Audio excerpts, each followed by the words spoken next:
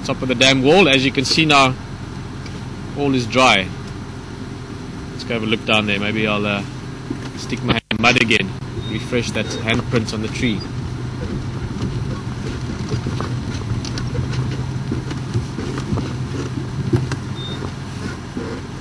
I like doing that a while back. There was a certain, I don't know, interesting social or sociological aspect to that handprint. Let's do it again.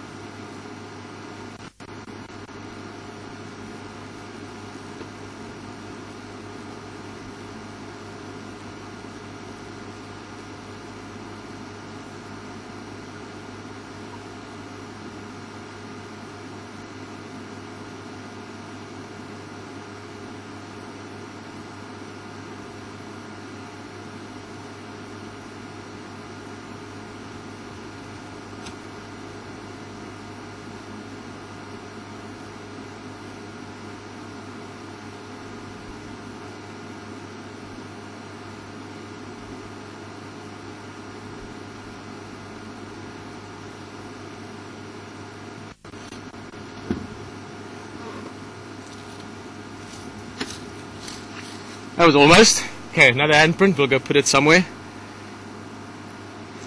As you can see, that mud has almost got like a crust on top of it, and once you step through it, it's dangerously soft. You could sink into it quite easily.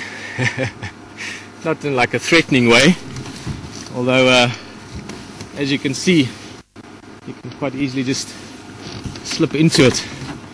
Actually made me think of a very endearing or emotional story some years ago. Oh, and I must make sure, apologies if I get the names turned around. Pieter and Beverly Pickford, if I remember correctly, who are photographers and also writers about Africa and wildlife. I'm sure many of you know the names. Photographed a series of photographs of an elephant that got stuck in a mud, something similar to that. I stand to be corrected, but I remember correctly in Botswana, and took some incredibly emotional and powerful pictures of it. I remember there was a huge outcry towards the fact that they took the images. I mean, they were literally very cruel and harsh messages from some of the readers of this magazine. It was an Africa Geographic, as it was called at the time.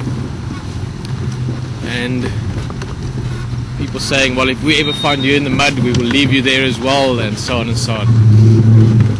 Now, what was interesting is at the time, Pieter and Beverly Pickford were unable to respond, and like I said, if I have the names wrong, I'm really sorry, but I'm 99% sure I've got the names correct.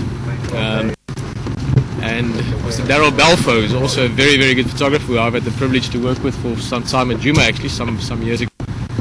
Actually responded to it. Together with the editor, Pieter Bouchard, if I remember his name, and saying that in the end we must hear what happens out here, and what should you do in terms of interfering. Anyway, I don't know why I went down that thought now. It was a very interesting, apart from the photographs being very powerful, it was a very interesting way of how people perceived wildlife. I think to an extent it did do a lot of end in terms of the attitude and understanding of people that experience wildlife. Maybe sometimes it's not the most exposed to it, but with emotion involved, obviously that is something that is always part of anything people are passionate about. And for some reason that whole story just flashed through my mind when I was sliding into the mud there. It was quite funny. Well, I think just for now, I'm just going to put this on top of the old hand mark. Maybe over the next few years we'll do one or two other hand marks elsewhere.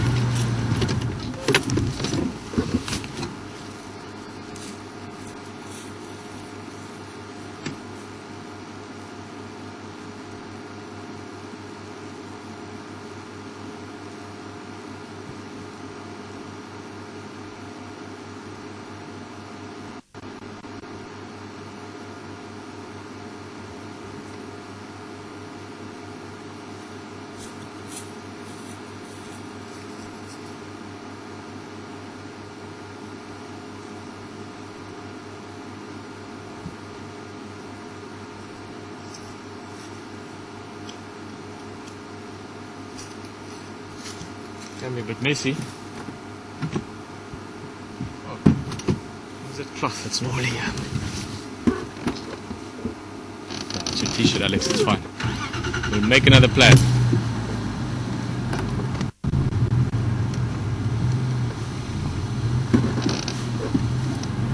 Cloth in here. Anyway, like I said, I don't even know how to explain that. It's just something interesting in doing it for me.